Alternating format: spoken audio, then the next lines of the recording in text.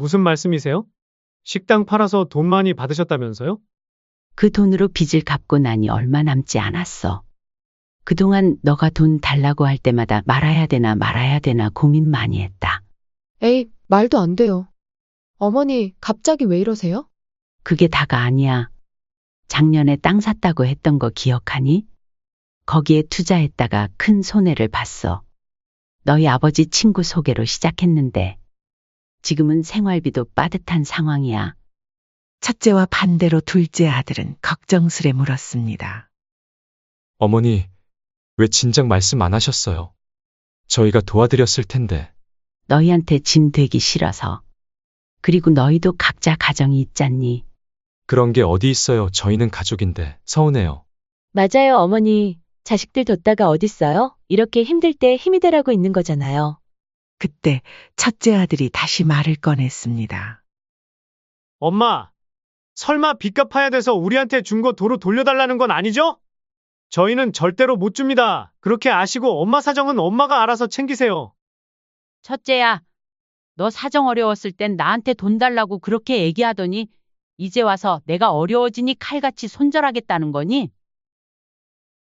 이번 사연의 주인공은 68세 강혜숙 씨입니다. 경기도 과천의 아파트에서 홀로 지내는 혜숙 씨는 8년 전 남편과 사별한 뒤 홀로 서기를 시작했습니다.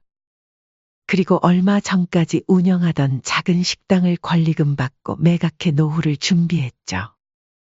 이제 애들도 다 컸고 평생 일한 것으로 충분해. 식당 처분하고 좀 쉬면서 지내야지.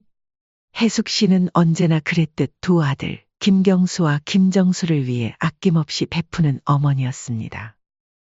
평생 모은 돈으로 두 아들을 부족함 없이 키웠고 결혼할 때도 첫째 아들에게는 1억 3천만 원을 들여 경기도에 아파트를 마련해 주었죠. 둘째 아들에게도 형평성 있게 지원했습니다. 내가 할 수 있는 한 최대한 해주겠다고 했으니까 내가 한 말은 지켜야지. 그렇게 아들들의 결혼을 순탄하게 치러낸 혜숙 씨는 이제 안정적인 노후를 계획하고 있었습니다. 식당을 팔아 얻은 돈을 안전하게 관리하고 매달 조금씩 연금도 받으니 그럭저럭 지낼 수 있을 거라 생각했죠. 그런데 첫째 아들 경수가 결혼한 지 반년도 채 안 되어 다시 찾아왔습니다. 저녁을 함께 먹자며 혜숙 씨를 불러낸 것이었죠. 엄마, 사실 이야기가 있어서요. 식사를 마치고 차를 마시는 중에 첫째 아들이 말을 꺼냈습니다. 지금 사는 집이 너무 좁아요. 조금 더 넓은 데로 이사 가고 싶어서요. 결혼할 때 너희가 고른 집 아니었니? 넓진 않아도 신혼부부가 살기 딱 좋다고 했잖아. 그땐 몰랐어요. 막상 살아보니 너무 좁더라고요. 애도 커가고요. 조금만 더 보태주시면 안 될까요? 혜숙 씨는 잠시 생각했습니다. 이미 첫째에게 꽤 많은 돈을 지원했고 이제는 자신의 노후도 챙겨야 했죠. 경수야, 나도 이제 나이가 있잖니. 병원비도 생각해야 하고. 순간 첫째 아들의 표정이 굳어졌습니다. 어머니, 식당 파셨다면서요? 돈 꽤 받으셨다고 들었는데? 혜숙 씨는 눈살을 찌푸렸습니다. 그래, 받긴 했다만. 그게 다 내 노후를 위한 거야. 너희들 다 독립했으니 이제 내 삶도 챙겨야지. 다른 친구 부모님들은 다 도와주시던데? 엄마는 딸랑 집 하나 해주고 마시게요? 남의 집 얘기하지 마. 우리는 우리 사정이 있지. 그리고 남의 집 비교할 거면 집도 못 해주는데도 얼마나 많은데 그러니? 있는 거에 감사하고 만족하며 살아야지. 혜숙 씨는 단호하게 말했습니다. 하지만 첫째 아들은 포기하지 않았죠. 엄마, 이번만 도와주시면 정말 다시는 말 안 꺼낼게요. 진짜예요. 결국 혜숙 씨는 그날 이야기를 흐지부지 끝내고 집으로 돌아왔습니다. 그리고 그 뒤로도 첫째 아들의 크고 작은 금전적인 요청은 계속되었죠. 해외여행 한번 가고 싶어요. 신혼여행도 제대로 못 갔는데? 직장 관두고 작은 가게라도 차리고 싶은데 자본금이 필요해요. 처음에는 혜숙 씨도 아들의 부탁을 이해하려 했습니다. 하지만 요청이 끊임없이 이어지자 걱정이 되기 시작했죠. 내가 가진 것도 한정되어 있는데 이렇게 자꾸 나가면 나중에 내가 아플 때 어떻게 하지? 혜숙 씨는 침대에 누워 천장을 바라보며 고민했습니다. 병원에서 만난 동갑내기 친구는 갑작스러운 병으로 수천만 원의 의료비가 들었다고 했습니다. 혜숙 씨도 언제 그런 일이 생길지 모르는 일이었죠. 미안하다, 경수야. 어머니도 이제 나이가 있고 앞으로 생활이 걱정돼서 그래. 내가 번 돈으로 조금씩 모아보렴. 그렇게 말할 때마다 첫째 아들의 태도가 달라졌습니다.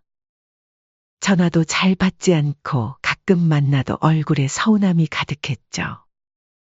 다른 친구 어머니들은 사업 자금도 대주시고 해외여행도 보내주시는데 좀 더 열심히 사시지 그러셨어요. 자식을 위해서 말이에요. 첫째 아들은 늘 다른 사람과 비교하며 혜숙 씨를 압박했습니다.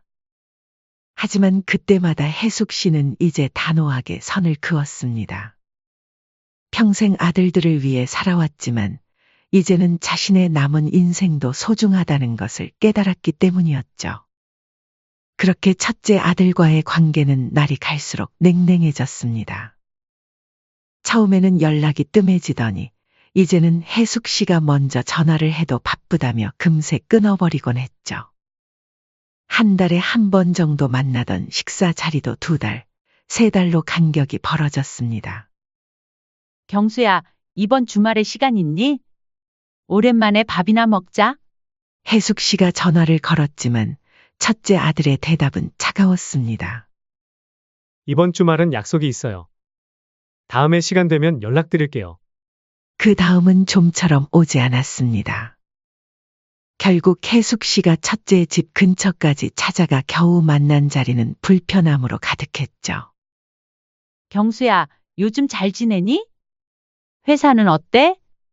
그냥 그래요. 신경 쓰지 마세요.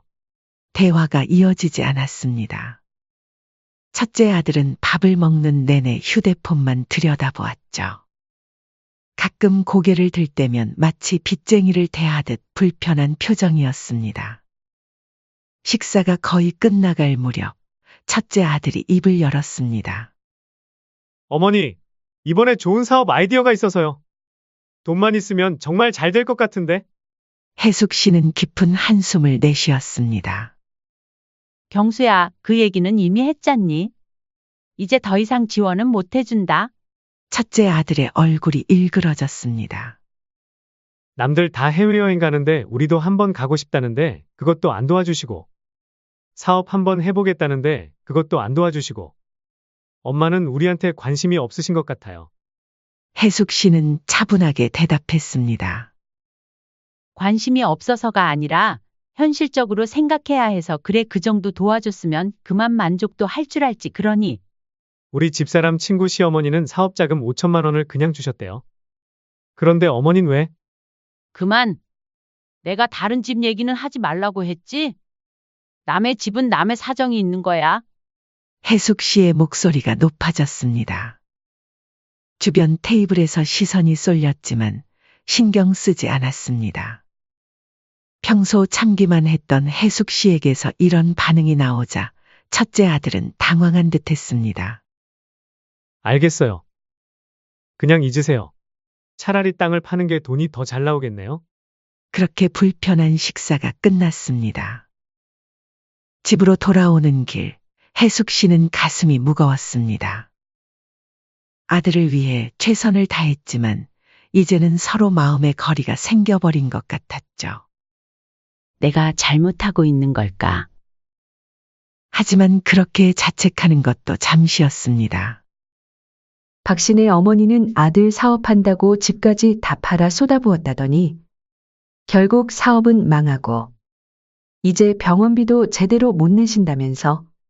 친구들에게 들은 혜숙 씨는 이제 확실히 선을 그었습니다. 첫째 아들의 요구에 더 이상 흔들리지 않겠다고 마음먹었죠.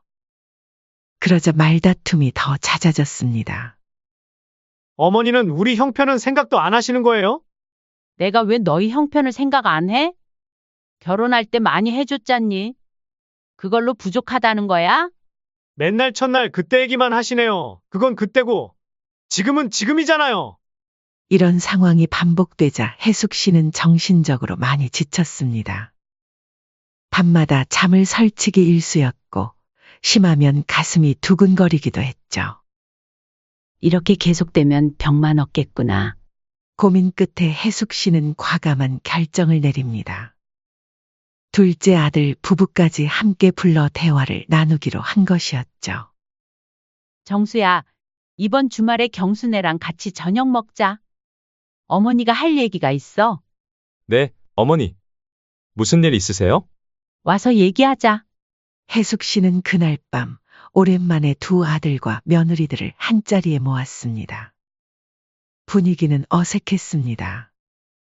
특히 첫째 아들 부부는 내키지 않는 표정이 역력했죠. 오늘 다들 불러낸 이유가 있어. 식사를 마치고 차를 마시며 혜숙 씨가 입을 열었습니다. 사실 내가 요즘 많이 힘들어. 모두의 시선이 혜숙 씨에게 쏠렸습니다.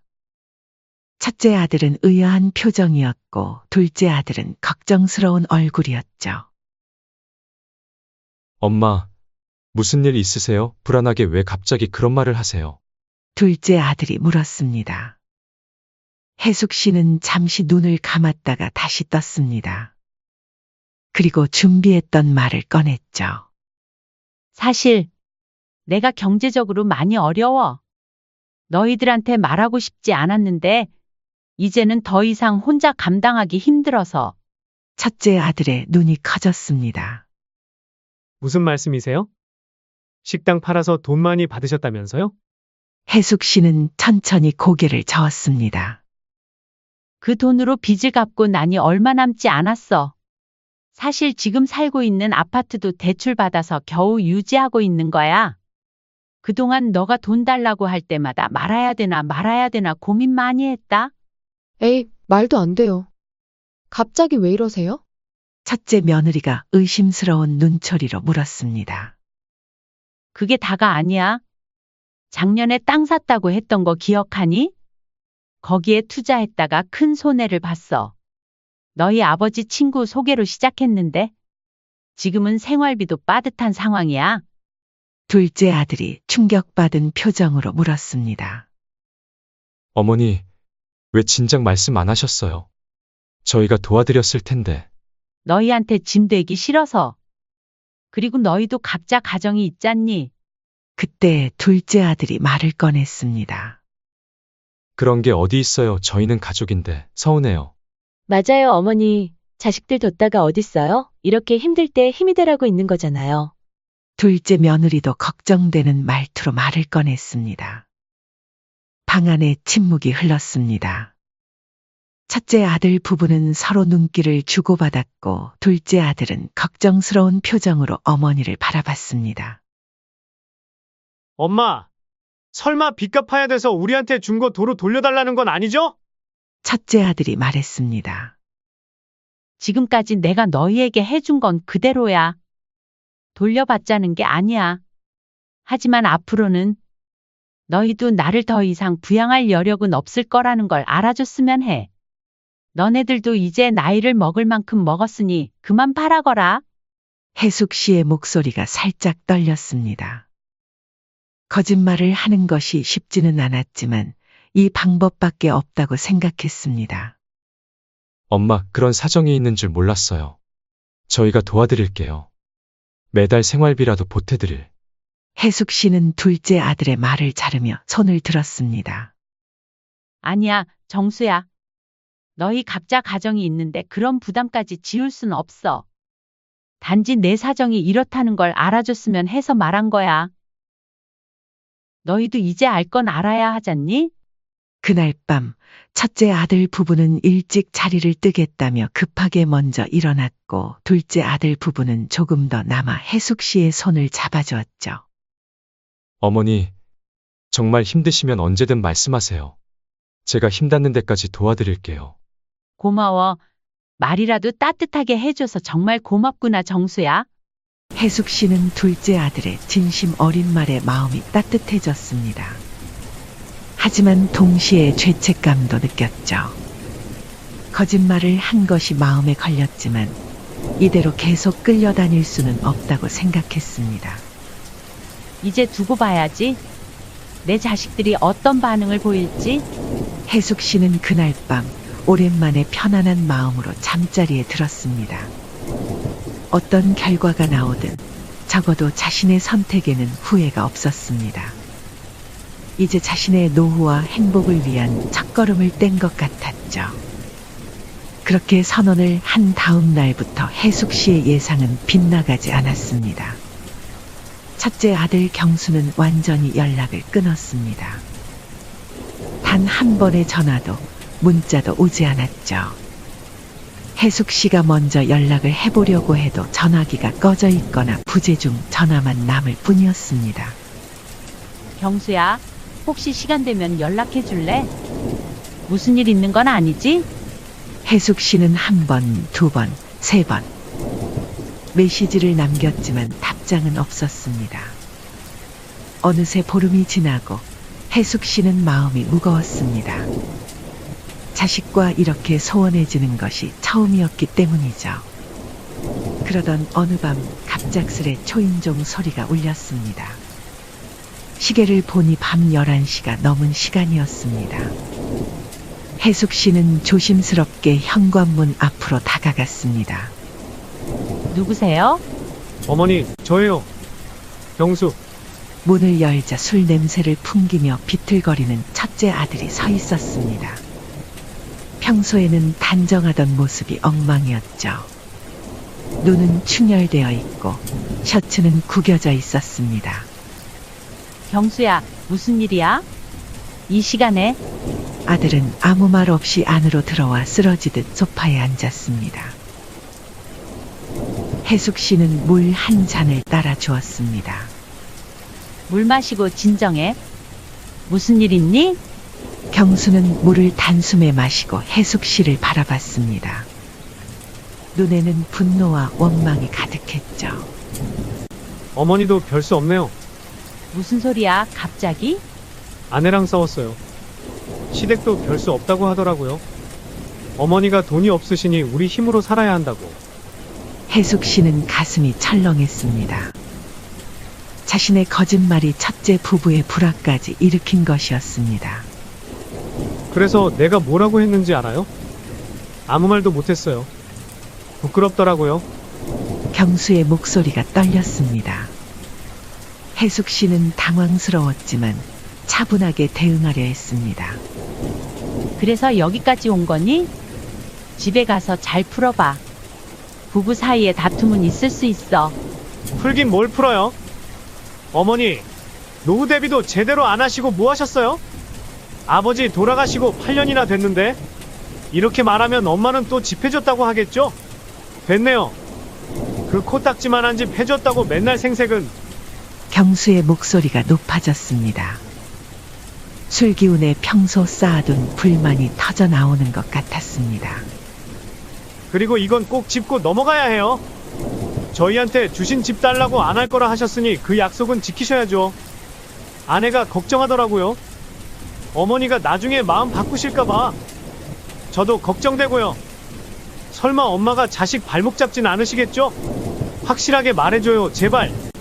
해숙 씨는 기가 막혔습니다. 자신이 경제적으로 어렵다고 했을 뿐인데 첫째 부부는 벌써 자신들이 받은 것들을 뺏길까 걱정하고 있었던 것입니다.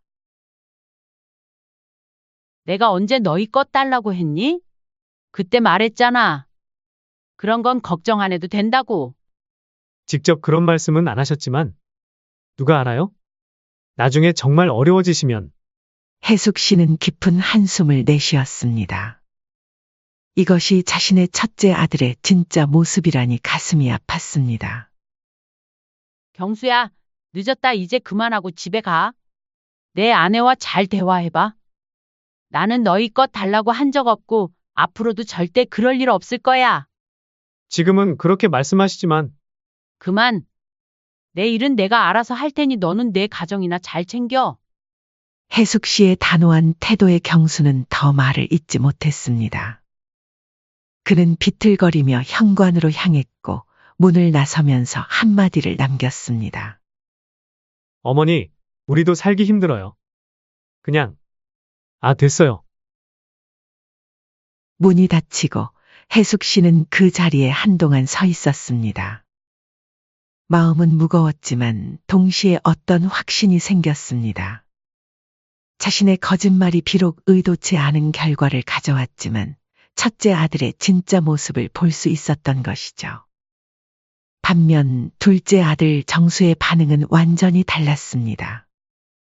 다음 날부터 오히려 더 꾸준히 연락을 해왔고 주말마다 방문하여 혜숙 씨의 상태를 확인했습니다. 어머니, 저 정수예요. 오늘 저녁 같이 드실래요? 제가 맛있는 거 사갈게요. 둘째 부부는 매주 찾아와 혜숙 씨를 외식에 초대했고 때로는 비싼 한우도 사주며 정성껏 챙겼습니다. 어머니, 이럴 때일수록 기운 내셔야죠. 맛있는 거 많이 드세요. 그동안 얼마나 소가리를 혼자서 하셨을까? 한 번은 둘째가 조심스럽게 물었습니다. 엄마, 형님네랑 연락되세요? 혜숙 씨는 고개를 저었습니다. 저번에 술 먹고 찾아온 이후로 연락이 더 안 되는구나? 역시 안 되는구나. 경수 형이 그러더라고요. 엄마 형편이 어려우시니 이제 각자 살아야 한다고. 혜숙 씨는 둘째 며느리의 말에 가슴이 아팠습니다. 자신의 거짓말이 이렇게 자식 사이도 벌려놓은 것이죠. 둘째 아들 부부의 따뜻한 보살핌이 계속될수록 혜숙 씨는 죄책감이 커졌습니다. 이렇게 진심으로 걱정해주는 아들과 며느리에게 거짓말을 하고 있다는 사실이 괴로웠습니다. 이대로는 안 되겠구나. 고민 끝에 혜숙 씨는 큰 결심을 했습니다. 더 이상 거짓말을 계속할 수 없었습니다. 적어도 진심으로 자신을 걱정해주는 둘째 아들에게는 진실을 말해야 했습니다. 다음 날 혜숙 씨는 둘째 아들만 따로 집으로 불렀습니다. 정수야, 할 말이 있다. 둘째 아들은 걱정스러운 표정으로 혜숙 씨를 바라봤습니다. 무슨 일이세요, 어머니? 혹시 건강이? 아니, 건강 문제는 아니야. 사실, 내가 그때 너희에게 거짓말을 했어. 둘째 아들의 눈이 커졌습니다. 거짓말이요? 혜숙 씨는 깊게 숨을 들이쉬고 모든 것을 털어놓았습니다. 사실 경제적으로 어려운 상황은 아니다. 식당 팔아서 받은 돈도 있고 아파트 대출도 없어. 투자 손해본 것도 사실이 아니야. 둘째 아들은 잠시 말을 잇지 못했습니다. 그럼 대체 왜 그런 거짓말을 하신 거예요? 내 형이 계속 돈을 요구하는 게 너무 힘들어서 이대로는 안 되겠다 싶더라. 그래서 이런 방법밖에 없다고 생각했지. 둘째 아들은 한동안 침묵했습니다. 혜숙 씨는 아들이 실망할까봐 조마조마했습니다. 하지만 정수의 반응은 예상 밖이었습니다. 저는 이해해요. 형이 계속 그렇게 요구했다면 엄마도 많이 힘드셨겠네요. 형 성격은 저도 잘 알잖아요. 맨날 돈. 명절에는 찾아오지도 않아서 우리끼리만 보내고 돌잔치 한다고 돈 달라 하고 옆에서 보는데 저도 힘들더라고요. 혜숙 씨는 눈물이 핑 돌았습니다. 정수야, 거짓말해서 미안해. 너희 부부가 이렇게 진심으로 걱정해 주는데? 더는 속일 수가 없더구나. 둘째 아들은 어머니의 손을 꼭 잡았습니다. 괜찮아요, 어머니. 저는 어머니가 건강하시고 행복하셨으면 좋겠어요. 그게 다예요. 혜숙 씨는 결심한 대로 모든 것을 다 말했습니다. 정수야, 그리고 최근에 결정했어. 내 재산은 다 너희에게 물려줄 거야. 이 집도 남은 돈도 다. 그러자 둘째 아들과 며느리가 기겁을 하며 손사래를 쳤습니다. 어머니, 저희 그런 거 필요 없어요. 어머니, 남은 인생 풍요롭게 보내세요. 그게 저희가 바라는 거예요. 혜숙 씨는 놀랐습니다. 정말이니? 너희 집도 있고 아이들 교육비도 들 텐데. 저희는 젊으니까 열심히 벌면 돼요. 어머니가 평생 모으신 거잖아요. 어머니 인생을 위해 쓰세요. 남으면 그냥 기부하세요. 해숙 씨는 둘째 아들의 말에 가슴이 뭉클했습니다. 아들의 진심이 느껴졌습니다. 정수야, 고마워. 나는 정말 행복한 사람인 것 같다. 그날 이후 해숙 씨는 마음의 짐을 내려놓은 듯 한결 가벼워졌습니다. 둘째 부부와의 관계는 더욱 돈독해졌고, 이제는 거짓말 없이 진솔한 마음으로 서로를 대할 수 있었습니다. 해숙 씨의 삶은 둘째 아들에게 진실을 털어놓은 후 많은 부분이 달라졌습니다. 마음의 짐을 내려놓으니 얼굴에도 생기가 돌았고, 오랜만에 편안한 웃음을 되찾았죠. 둘째 부부와의 관계는 더욱 깊어졌고, 이제는 거짓말이나 가식 없이 진솔하게 서로를 대할 수 있었습니다. 엄마, 주말에 저희 집에 오세요. 집사람이 엄마 좋아하시는 갈비찜 해드리고 싶대요. 둘째 아들의 초대에 해숙 씨는 기꺼이 응했습니다. 둘째 며느리는 항상 해숙 씨를 정성껏 대했고, 작은 일상까지 챙겨주었습니다. 함께 장을 보러 가기도 하고, 때로는 같이 영화를 보러 가기도 했죠. 그러나 첫째 아들 경수와의 관계는 회복되지 않았습니다. 술에 취해 찾아왔던 그날 이후 명절에도 연락이 오지 않았습니다. 해숙 씨는 마음 한구석이 늘 아팠지만 이제는 현실을 받아들이려고 노력했습니다. 사람은 누구나 선택을 하는 거야. 내 아들이라도 자기 삶의 방향을 스스로 정한 거니까. 어느 날 둘째 아들이 조심스럽게 물었습니다. 엄마, 형한테 연락해 보시는 것 어떨까요? 해숙 씨는 깊은 한숨을 내쉬었습니다. 아니야, 정수야. 어머니가 여러 번 시도해봤지만 너희 형은 연락을 받지 않아. 이제는 그의 선택을 존중하려고 해. 둘째 아들은 어머니의 슬픔을 이해하며 손을 꼭 잡아주었습니다. 그래요, 엄마. 저희가 있잖아요. 저희가 어머니 곁에 항상 있을게요. 해숙 씨는 감사한 마음으로 아들을 바라봤습니다. 하나를 잃었지만 다른 하나가 더 단단하게 곁을 지켜주고 있었습니다. 시간이 흐르면서 해숙 씨는 변화된 삶을 적극적으로 즐기기 시작했습니다. 오랫동안 미뤄왔던 취미 생활도 다시 시작했고, 젊었을 때부터 꿈꿔왔던 해외여행도 계획했습니다.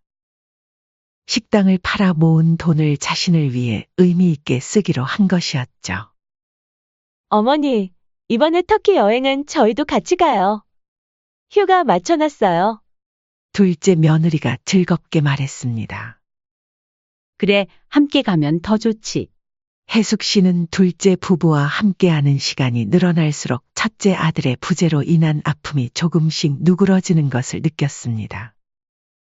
물론 완전히 사라지지는 않았지만 이제는 그 아픔과 함께 살아가는 법을 배우고 있었습니다.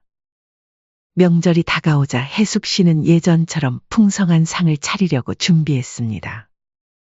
하지만 둘째 아들이 말렸습니다. 어머니, 이제 그런 거 부담 갖지 마세요. 저희가 준비할게요. 해숙 씨는 처음엔 망설였지만 이내 받아들였습니다. 많은 것이 변했고 이제 그녀도 변화를 받아들일 때가 됐습니다. 명절 당일 해숙 씨의 집에는 둘째 가족만이 모였습니다. 예전같이 북적이지는 않았지만 그들만의 따뜻함이 있었습니다. 남편 차례를 지내고 둘째 아들이 조용히 말했습니다. 엄마, 형한테도 연락해봤는데. 역시나 못 온대요. 해숙 씨는 고개를 끄덕였습니다. 예상했던 일이었습니다. 괜찮아, 신경 쓰지 말거라. 너희가 와줘서 고맙다. 저녁 식사 후 해숙 씨는 둘째 며느리와 함께 설거지를 하며 이야기를 나눴습니다. 어머니, 가끔 아주버님 생각하면 많이 서운하시죠? 해숙 씨는 잠시 손을 멈추고 생각에 잠겼습니다. 물론 서운하지. 하지만 이제는 이해해. 모든 관계에는 대가가 있는 법이야. 어떤 대가요? 어떤 사람은 물질을 원하고 어떤 사람은 진심을 원해. 내가 물질을 줄 수 없게 되자 떠난 사람이 있고 그럼에도 불구하고 남아준 사람이 있지. 둘째 며느리는 어머니의 손을 잡았습니다. 저희는 어머니의 진심만 있으면 돼요. 그날 밤 혜숙 씨는 창가에 서서 별이 빛나는 하늘을 바라봤습니다. 마음속으로 깊은 깨달음을 정리하고 있었습니다. 내 가진 것은 내 행복을 위해 쓰고 사랑은 진짜 내 편인 사람에게만 준다. 그녀는 이제 진정으로 자신의 삶을 살기 시작했습니다. 비록 첫째 아들과의 관계는 단절되었지만 둘째 아들 가족과는 더 깊은 유대를 나누고 있었습니다. 혜숙 씨는 더 이상 자신의 가치를 남에게 내어주지 않기로 했습니다. 68년을 살아온 그녀에게 남은 시간은 무엇보다 소중했으니까요. 그리고 이제야 비로소 그 시간을 온전히 자신을 위해 쓸 수 있다는 것이 얼마나 큰 행복인지 알게 되었습니다. 이것이 강혜숙 씨가 늦게나마 찾은 진정한 자유였습니다. 그리고 그녀가 깨달은 인생의 진리는 명확했습니다. 돈을 기대하는 자식은 등 돌리지만 사랑을 기대하는 자식은 끝까지 남는다.